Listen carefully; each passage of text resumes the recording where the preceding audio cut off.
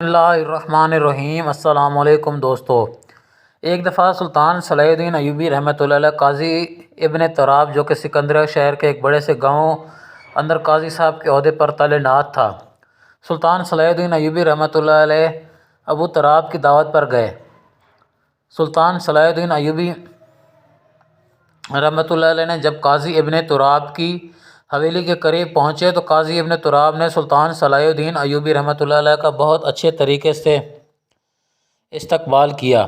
پورا گاؤں سلطان صلاح الدین ایوبی رحمۃ اللہ علیہ کے استقبال کرنے کے لیے گاؤں میں جانے والے راستے پر کھڑا تھا، اور تمام لوگ سلطان صلاح الدین ایوبی کے استقبال کے راستے میں ہاتھ لہرا رہے تھے اور اللہ اکبر کے نعرے بلند کر رہے تھے۔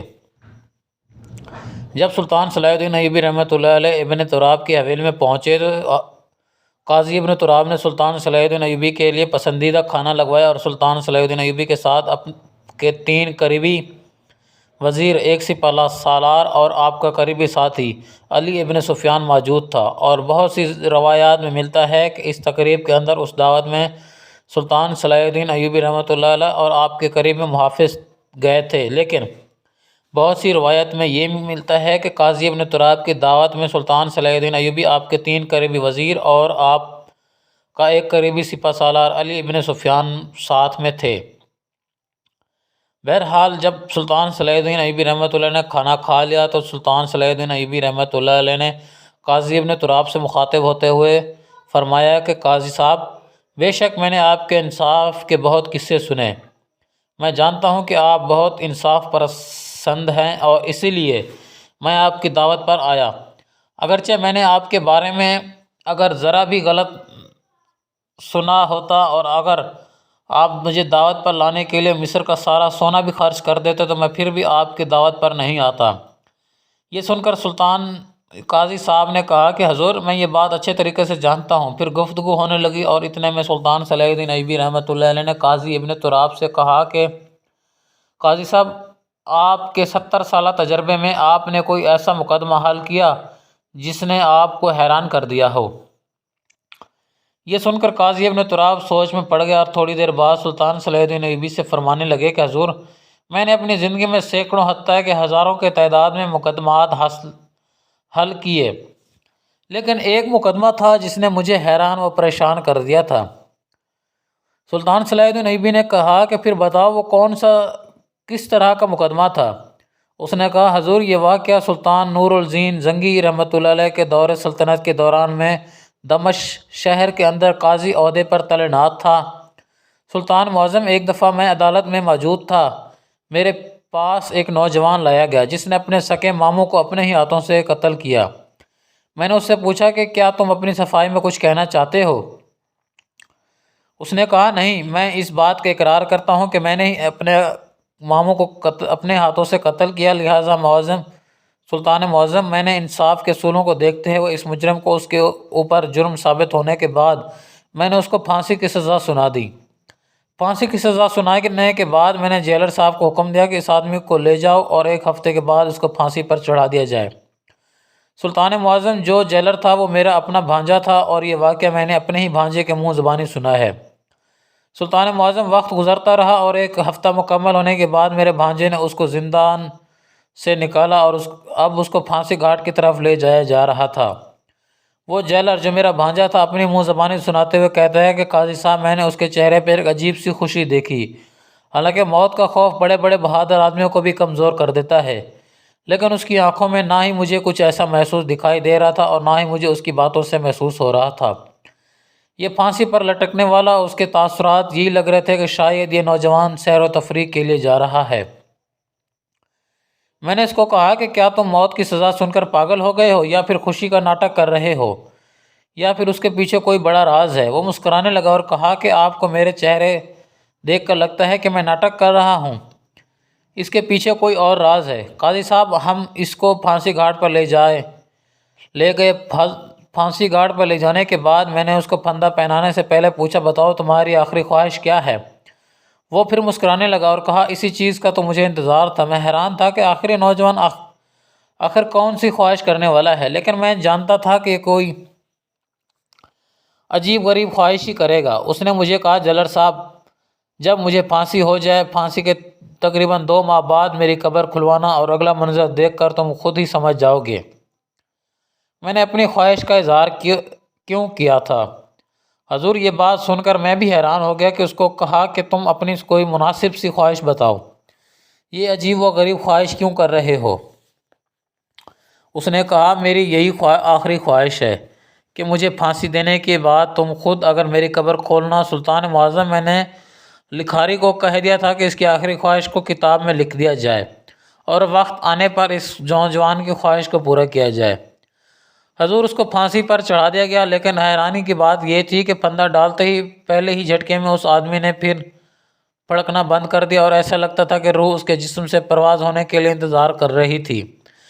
بہرحال میں نے اس کے جسم کو اس کے گھر والوں کی طرف بھجوا دیا اور اپنے سپاہی کے ساتھ بھیجے، جنہوں نے اس نوجوان کی نماز جنازہ ادا کرنے کے بعد ہی اپنے ہاتھوں سے قبرستان میں سپرد کیا، کیونکہ قاضی صاحب کا حکم تھا کہ اس نوجوان کو پھانسی دینے کے بعد اپنے سپاہی بھیج کر نماز جنازہ لے کر سپرد کرنے تک یہ سب تمہاری ذمہ داری ہے۔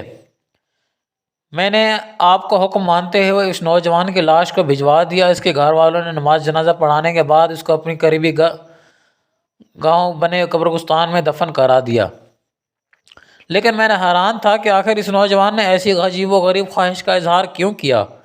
بہرحال وقت گزرتا رہا، تقریباً 1 مہینہ 25 دن گزرے۔ اب مجھ سے انتظار نہیں ہو رہا تھا کہ آخر وہ دن کب آئے گا جب میں جا کر اس نوجوان کی قبر گشائی کروں گا۔ میں جانتا تھا یہ کام غلط ہے، لیکن اس نوجوان کی اپنی ہی اجازت سے اور اپنی ہی خواہش سے یہ سب کچھ کیا جانا تھا۔ میں یہ منظر دیکھنے کے لیے بےتاب تھا۔ جب 2 ماہ مکمل ہوئے تو میں مزدوروں کے ساتھ اس جگہ پر پہنچ گیا۔ حضور جس نوجوان کو پھانسی دی گئی اس کا نام روشن تھا اور وہ اپنے علاقے میں کمہار کا کام کرتا تھا، حتیٰ کہ بڑے بڑے قلعوں کو تعمیر بھی کام کر چکا تھا۔ اس کے ہاتھوں سے بنائے گئے گھر بہت ہی خوبصورت ہوتے۔ جب میں مزدوروں کے ساتھ وہاں پہنچا تو قبر کشائی کا کام مکمل ہو چکا تھا۔ جیسے ہی ہم نے آدھی قبر کھودی اور ادھر سے امام مسجد کا گزر ہوا، امام صاحب نے کہا جیلر صاحب آپ نہیں جانتے یہ کام مناسب نہیں۔ میں نے کہا کہ اس قاضی صاحب جس نوجوان کی قبر کھودی جا رہی ہے سزائے موت کا مجرم تھا، اس کی آخری خواہش تھی کہ 2 ماہ بعد میری قبر کھودی جائے۔ یہ عجیب و غریب خواہش سن کر وہ امام صاحب بھی قبر کے قریب آ کر کھڑا ہو گیا۔ اب مزدور قبر کو کھودنے لگے، لیکن قبر کھودنے کے بعد ہمیں قبر کے اندر سے کوئی بدبو محسوس نہیں ہوئی۔ حالانکہ قبر کو 1 ہفتے بعد بھی کھولا جائے تو قبر کے اندر سے بدبو آتی ہے، لیکن جب قبر مکمل کھودی گئی، اندر روشنی ہوئی تو اگلا منظر دیکھ کر میرے پیروں تلے زمین نکل گئی۔ میں اسی وقت اپنے گھوڑے پر سوار ہو کر اس نوجوان کے گھر پہنچا۔ پوچھتے پوچھتے اس نوجوان کے گھر پہنچا تو ایک چھوٹا سا خستہ حال گھر تھا، یعنی کہ آپ سمجھ لیں کہ ایک چھوٹی سی جھونپڑی تھی۔ میں جب اس کے گھر میں پہنچا تو ایک بوڑھی عورت اپنے ہی ہاتھوں سے چھوٹے چھوٹے کمبل بنا رہی تھی، اور میں نے دیکھا کہ ایک عورت جو کہ میرے اندر داخل ہوتے ہی کمرے کے اندر چلی گئی وہ بھی موجود تھی۔ میں سیدھا بوڑھی اماں کے پاس جا کر بیٹھ گیا اور کہا اماں جی کیا آپ روشن کی ماں ہیں؟ اس نے کہا جی ہاں۔ بیٹا تم کون ہو؟ 2 ماہ کے اندر پہلی بار کسی نے آ کر مجھ سے میرے بیٹے کا نام لے کر پوچھا، مجھے اس سے بڑی خوشی ہوئی۔ میں نے کہا اماں جی آخری روشن کرتا کیا تھا؟ اس نے اپنے ماموں کو قتل کیوں کیا تھا؟ آخر اس کے پیچھے کیا راز تھا؟ وہ روشن کی ماں نے مجھے بتایا کہ حضور میرا بیٹا معمار تھا، وہ لوگوں کے بڑی خوبصورت گھر بناتا، لیکن قسمت کہ وہ صرف لوگوں کے گھر بناتا رہا، اس کے پاس اپنا گھر بنانے کے لیے کبھی اتنے پیسے جمع نہیں ہوئے۔ ساری زندگی اس نے محنت کی اور لوگوں کے ہاں مزدوری کرتا رہا، میری خدمت کرتا رہا، اپنی بیوی کو بھی خدمت کرتا رہا۔ کبھی اس نے ہمیں کسی چیز کی کمی محسوس نہیں ہونے دی، لیکن جس چیز نے میرے بیٹے کی زندگی بدل دی وہ میرا بھائی یعنی اس کا ماموں کا قرضہ تھا۔ میرے شوہر کی وفات سے پہلے میرے شوہر نے میرے بھائی سے قرضہ لیا تھا، اور جب روشن جوان ہوا روشن کی شادی کو چند سال گزرے تو میرا بھائی یعنی کہ روشن کا ماموں ہمارے گھر آئے اور کہا مجھے میرا قرضہ چاہیے، مجھے تجارت میں کافی خسارہ آیا ہے، لہٰذا مجھے میرا قرضہ چاہیے۔ روشن جانتا تھا کہ وہ قرضہ ساری زندگی کا بھی نہیں چکا سکتا۔ میرے بیٹے نے اپنے ماموں کو کہا کہ مجھے 6 مہینے کا وقت دیں، میں آپ کا سارا قرضہ چکا دوں گا، لیکن اس کا ماموں غصے میں آ گیا اور کہا 1 ہفتے بعد لوٹوں گا اور مجھے پورا قرضہ چاہیے۔ جب اپنے بیٹے کو اتنی مصیبت میں دیکھا تو مجھ سے برداشت نہ ہوا اور میں بیمار ہو گئی۔ حتیٰ کہ میں مرنے کے قریب پہنچ چکی تھی۔ میرے بیٹے کو مجھ سے یہ حالت دیکھی نہیں گئی اور مجھے زبردستی ایک حکیم کے پاس لے گیا۔ پیچھے اس کی بیوی اکیلی تھی۔ اس کا ماموں اس کے گھر آ گیا، گھر توڑ پھوڑ کرنے لگا۔ جب اس کا غصہ اس کے سر سے اوپر چڑھا تو اس نے بیوی کو عزت پر حملہ کر دیا، اور اگر اس دن روشن وقت پر نہ پہنچا تو وہ اس کی عزت کو لوٹ لیتا۔ جب روشن نے اپنی ہی آنکھوں کے سامنے اپنی بیوی پر ایک غیر مرد کو ہاتھ ڈالتے دیکھا تو اسے برداشت نہ ہوا، اور اس نے ایک کدرالہ اٹھایا اور اپنے ماموں کو سر پر دے مارا، اور وہ وہیں پر ڈھیر ہو گیا۔ جب اس بات کی خبر گاؤں والوں کو ہوئی تو انہوں نے میرے بیٹے کو قاتل سمجھ کر قاضی صاحب کے پاس لے گئے، لیکن قاضی صاحب کے پاس جانے سے پہلے میرے بیٹے نے مجھے کہا تھا کہ امی جان آپ نے پریشان نہیں ہونا۔ میں حیران تھی کیونکہ میرے بیٹے نے ایک جیتے جاگتے آدمی کا قتل کیا تھا اور قتل کی سزا میں اسے پھانسی ہو جانی ہے، لیکن وہ پھر بھی کہہ رہا تھا کہ امی جان آپ نے پریشان نہیں ہونا۔ لیکن میں حیران تھی کہ میرا بیٹا میرے بھائی کو قتل کرنے کے بعد خود جیل جا رہا ہے۔ مجھے اپنے بھائی کا افسوس نہیں تھا کیونکہ اس نے میری عزت کے ساتھ ہاتھ پر ڈالا، لیکن مجھے اپنے بیٹے کی فکر تھی۔ لیکن میرا بیٹا کہتا امی جان آپ نے پریشان نہیں ہونا، حالات صحیح ہو جائیں گے۔ لیکن ہم میں سے کوئی نہیں جانتا تھا کہ میرے بیٹے کو اس کی دنیا کو چھوڑ کر جانے کے بعد حالات کیسے صحیح ہوں گے۔ جب میں نے دیکھا یہ سارا معاملہ ہے تو میں نے اس کی ماں سے کہا کہ کیا تمہارے پاس کوئی اپنے بیٹے کی کوئی آخری نشانی ہے جو تمہیں دکھا سکوں، کیونکہ مجھے ابھی تک اس کا راز کا پتہ نہیں چل رہا تھا۔